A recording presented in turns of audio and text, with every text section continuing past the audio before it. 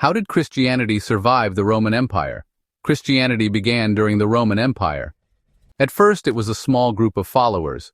They faced harsh treatment and rejection. Many thought the new religion would die out, but it didn't. It grew and spread across the empire. Eventually, it became the dominant faith. How did this happen? Let's look at the key reasons Christianity survived the Roman Empire. The message of hope. The Roman Empire was a hard place for many people. Life was often uncertain and cruel. The poor, slaves, and outcasts faced daily struggles. Christianity offered a message of hope. It taught that everyone mattered to God, no matter their social status. It said that all people could have eternal life through Jesus Christ. This was a powerful message, especially for those who felt forgotten or unimportant. Jesus' teachings about love, forgiveness, and compassion stood out. They gave people a sense of purpose and dignity. The role of persecution. At first, the Roman authorities saw Christianity as a threat. Christians refused to worship Roman gods or the emperor. This made them seem disloyal. Christians were arrested, tortured, and sometimes killed. The persecutions were brutal, but they didn't stop the faith. In fact, they made it stronger. People were moved by the courage of Christians who were willing to die for their beliefs. Stories of martyrs like Stephen and Polycarp inspired others to join the faith. One early Christian writer, Tertullian, said, "The blood of the martyrs is the seed of the church."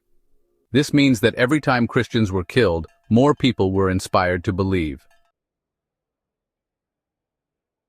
Community and care. Christian communities were different from others in the Roman world. They cared deeply for one another. They shared what they had so no one would go hungry. They helped the sick and the poor. During plagues and disasters, Christians stayed to care for the suffering even when others fled.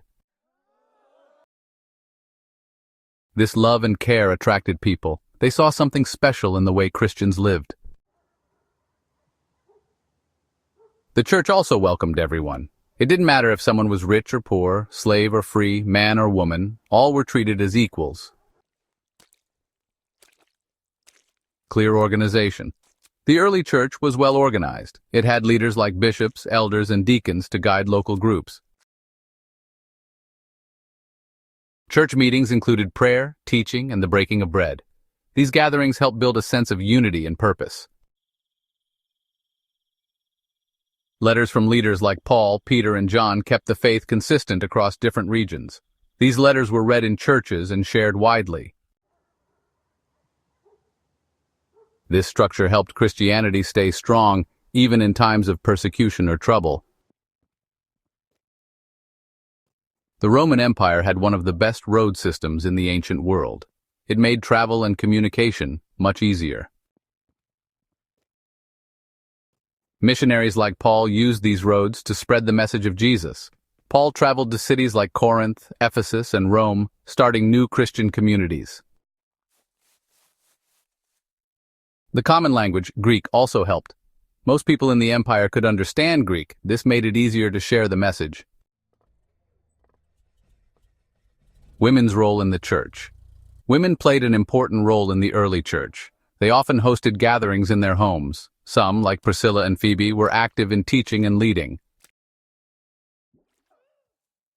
In a society where women were often overlooked, Christianity gave them a voice and a place of honor.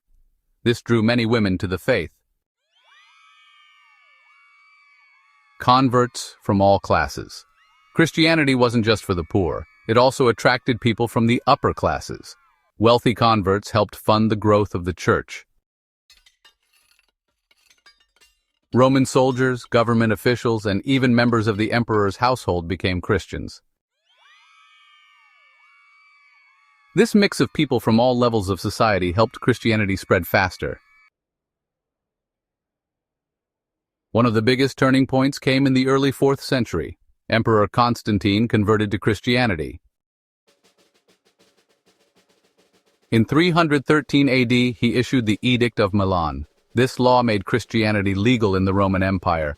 Persecution stopped, and Christians could worship freely.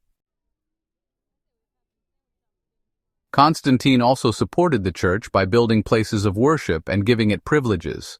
Later, Emperor Theodosius made Christianity the official religion of the empire. The Bible played a big role in Christianity's survival. Early Christians had the Hebrew Scriptures, also known as the Old Testament, and the writings of the Apostles, which we call the New Testament. These texts gave them a clear foundation for their faith. They could read or hear stories about Jesus, the Apostles, and God's promises. Over time, the Bible was translated into different languages, making it accessible to more people. Christianity wasn't tied to one culture or group of people. It spread beyond Jewish communities to Gentiles or non-Jews. Paul and other missionaries made it clear that anyone could become a follower of Jesus. This made Christianity appealing in a diverse empire. The fall of paganism. Over time, pagan religions started to decline. Many people found them empty or corrupt. Christianity offered something different. It gave people hope, a sense of community, and a clear moral framework. As the church grew, it became harder for pagan religions to compete. Legacy and impact. Christianity didn't just survive the Roman Empire, it shaped it. The teachings of Jesus influenced laws, art, and culture. Even after the Roman Empire fell, Christianity continued to grow. It became the foundation for much of Western civilization. Conclusion: Christianity survived the Roman Empire because of its message, its community, and its ability to adapt. It offered hope to the hopeless and a place for everyone. The courage of early Christians, the organization of the church, and the support of key leaders like Constantine all played a role.